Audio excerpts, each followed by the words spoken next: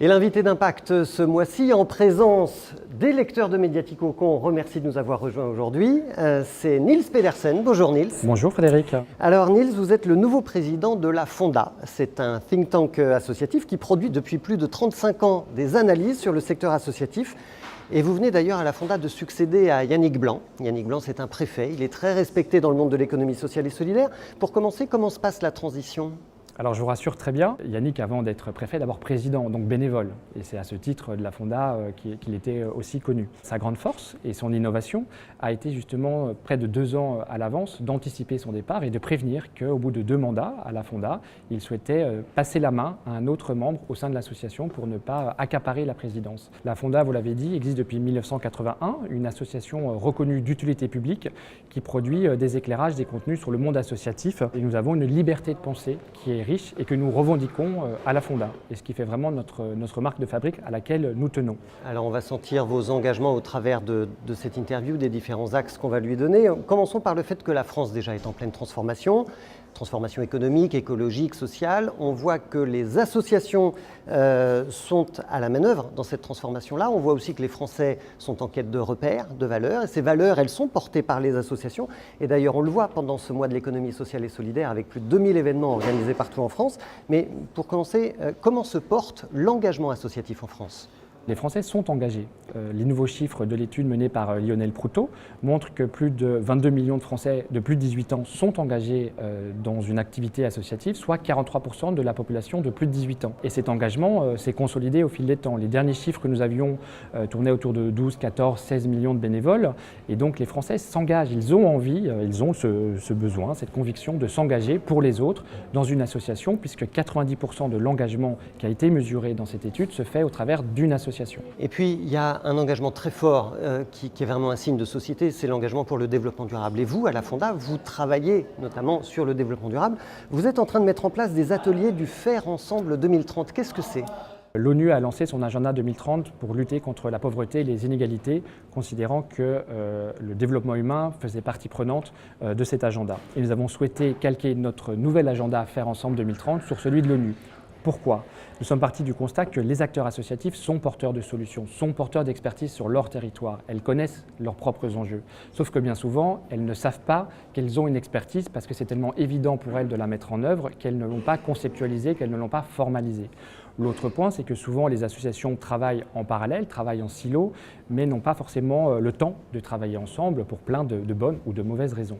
Et donc nous avons souhaité accompagner les acteurs associatifs à travailler ensemble sur les ateliers du Faire Ensemble, partant du principe que si elles allaient toutes dans le même sens, on irait plus vite. En tout cas, on va plus loin. Et quand on parlait tout à l'heure d'article 1, on parle justement de l'ascenseur. Quand vous avez des acteurs associatifs qui travaillent toutes sur la question de l'égalité des chances, de l'éducation, de l'accès à l'éducation, si elles travaillent ensemble et qu'elles poursuivent ensemble les objectifs, elles peuvent chacun dans leur partie atteindre leurs objectifs à elles, mais elles vont globalement atteindre un objectif qui les dépasse. Donc ce sont des ateliers dans lesquels on se réunit, on discute, on débat, on avance comment ? On avance ensemble. La Fonda apporte une méthode, elle apporte un cadre de travail. L'idée, ce n'est pas de débattre indéfiniment, sinon on fait du surplace. C'est cette méthodologie de mettre les acteurs ensemble et de définir les objectifs. Ce qui est important dans les objectifs du développement durable, c'est le langage commun, c'est la grammaire commune. Bien souvent, les acteurs associatifs ne parlent pas le même langage parce que chacun emploie des mots qui lui sont propres. Donc il y a besoin aussi d'apprendre à se connaître et d'apprendre à connaître ce que fait aussi le voisin ou la voisine. Alors il y a une grande question de fond quand même, c'est les associations. D'accord, elles sont actrices de la transition, mais est-ce qu'elles ont les moyens d'agir ? Au Forum national des associations et des fondations la semaine dernière, on avait une chercheuse, Viviane Tchernonog, qui a dépeint une transformation très profonde du secteur associatif en France parce que la baisse des aides publiques au secteur associatif les pousse à chercher des financements privés et les pousse aussi d'ailleurs à faire payer de plus en plus leurs usagers.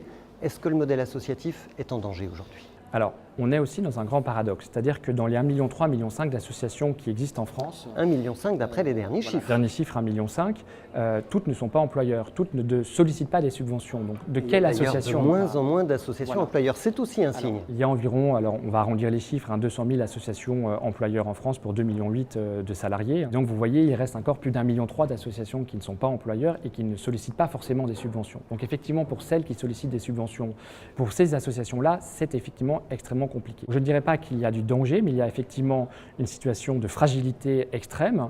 Et cette fragilité, alors là aussi le paradoxe, les Français s'engagent, mais avec moins de moyens. Notre enjeu à nous, collectivement, est de montrer que quand on s'engage, on produit de la valeur, on produit de la richesse sur un territoire qui n'est pas forcément quantifiable, qui ne s'intègre pas forcément au PIB. Et le grand défi des associations, c'est d'expliquer qu'elles peuvent agir sur un territoire sans subvention, mais qu'elles sont tout aussi crédibles. La pérennité des associations est quand même un enjeu crucial.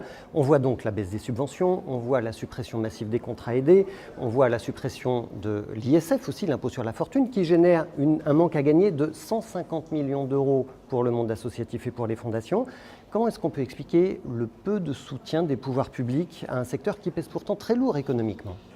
Il pèse très lourd, et ça je pense qu'il faut le redire, et l'étude de Lionel Proutot le dit encore, et je ne dis pas qu'il faut mettre en avant la valorisation économique des bénévolats, mais c'est 1,3% du PIB aujourd'hui en France, entre 1,3 million et 1,4 million d'équivalents temps plein travaillés. C'est dire l'importance du bénévolat. Si aujourd'hui il n'y avait plus de bénévoles en France, il y avait un arrêt de travail d'un jour de bénévoles, je pense que la France s'arrêterait de tourner de manière assez radicale. Et on a effectivement tendance à l'oublier parce que derrière, il n'y a pas un impact immédiat. Donc il faut encourager, et je dirais même attention, si on scie la branche du monde associatif, on scie aussi la branche du terreau démocratique, parce que l'engagement associatif, c'est le pouvoir d'agir que défend la Fonda, et une association, c'est aussi un champ de liberté extraordinaire.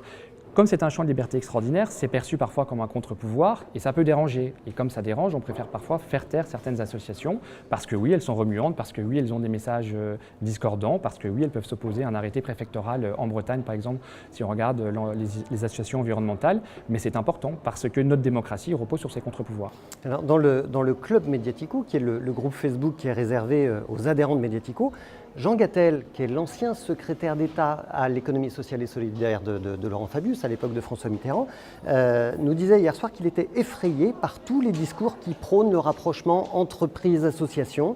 Il dit qu'on veut privatiser le lien social et que les responsables du mouvement associatif ne peuvent pas accepter comme inéluctable la disparition des financements publics. Quelle est votre réaction ? Effectivement, il y a une évolution du modèle et je veux dire, j'en veux pour preuve la loi de 2014 sur l'économie sociale et solidaire, puisqu'on a introduit une nouvelle dimension qui est l'utilité sociale qui vient se rajouter à l'utilité publique et à l'intérêt général. Donc on rajoute un tout petit peu plus de confusion à notre secteur. Confusion, vous dites ? Oui, on rajoute un peu de confusion. Avec la loi Pacte qui va arriver derrière, et les entreprises à mission. Les entreprises à mission, avec finalement très peu d'éléments pour les associations ou l'ESS au sens large, mais ce n'était pas non plus le sens de la loi.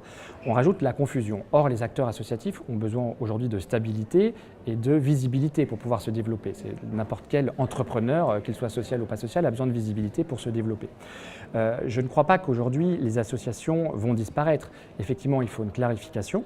Après, il ne faut pas opposer les acteurs. Les acteurs peuvent être complémentaires. C'est plutôt de passer d'un modèle vertical où le gouvernement et les entreprises décident et finalement la société civile est mise de côté, à un système où chacun a le même niveau d'implication, en tout cas le même niveau d'action et de pouvoir, le pouvoir d'agir, on y revient, et peut s'impliquer. Et donc l'association s'active à côté de l'entreprise ou de la puissance publique au même niveau.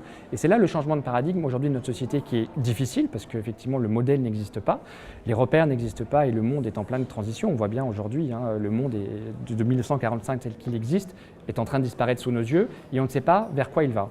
Et en un mot, le rapprochement entreprise-association, c'est dangereux ? C'est dangereux si, oui, il y a une confusion. Le modèle associatif, c'est la non-recherche de bénéfices et de lucrativité. Quand l'entreprise est la recherche de la créativité, je crois à la coopération, je ne crois pas à la fusion. Pour finir, le gouvernement a annoncé qu'il voulait créer ou développer 300 fabriques de territoire. Ce sont des tiers-lieux comme ici au Grand Voisin, dans les petites villes, dans les quartiers politiques de la ville, en milieu rural. C'est une bonne nouvelle ? Alors tout ce qui contribue au lien social est une bonne nouvelle. Encore faut-il donner des moyens aux associations pour occuper ces lieux, ou en tout cas pour les investir. Mais oui, c'est une bonne nouvelle. Merci beaucoup, Niels Pedersen, d'avoir accepté notre invitation. Merci. Et tout de suite, un exemple d'association qui a fait de la transition économique, écologique et solidaire le cœur de son activité, c'est le coup de cœur de Juliette Loiseau.